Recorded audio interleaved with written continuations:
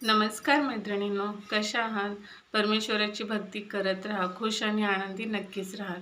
तर मैत्रिणींनो, गुरुवारी करण्यासाठी आज मी आपल्याला काही 5-6 गोष्टी सांगणार आहे.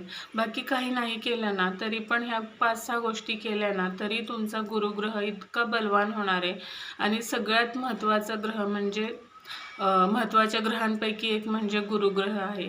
गुरुग्रह मजबूत असेल तर आपल्याला पैशांची कधीच कमतरता जाणवत नाही. लक्ष्मीचा ओघ सतत आपल्या घरात वाहत राहतो आणि सुख समृद्धी नांदत राहते. मुलाबाळांचं पुढचं चांगलं होतं.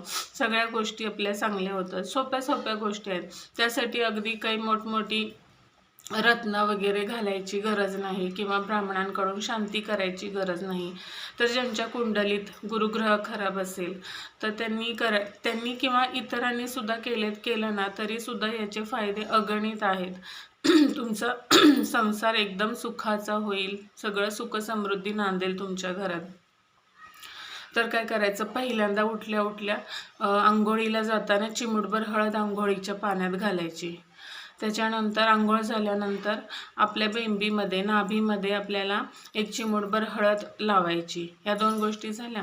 तिसरी गोष्ट म्हणजे आपल्याला त्या दिवशी रोज नाही जमलं तरी फक्त गुरुवार ते गुरुवार हे नित्य नियमाने पण विष्णू सहस्रनामाचा पाठ नक्की करा. ह्याच्यामुळे गुरुग्रह इतका बलवान होतो. गुरुग्रहच नाही तर इतर ग्रहसुद्धा आपले मजबूत होतात.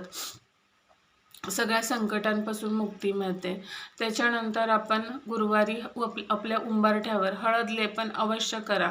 हळदीमध्ये थोडंसं गुलाब पाणी घाला, गोमूत्र घाला आणि त्याने हळद लेपन हे अवश्य करा.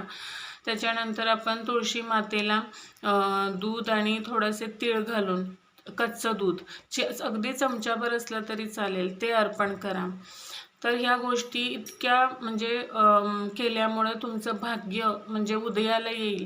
की कितीही दुर्भाग्य असू दे पण ते दूर व्हायला नक्कीच मदत होईल. तर नक्की हे उपाय करा.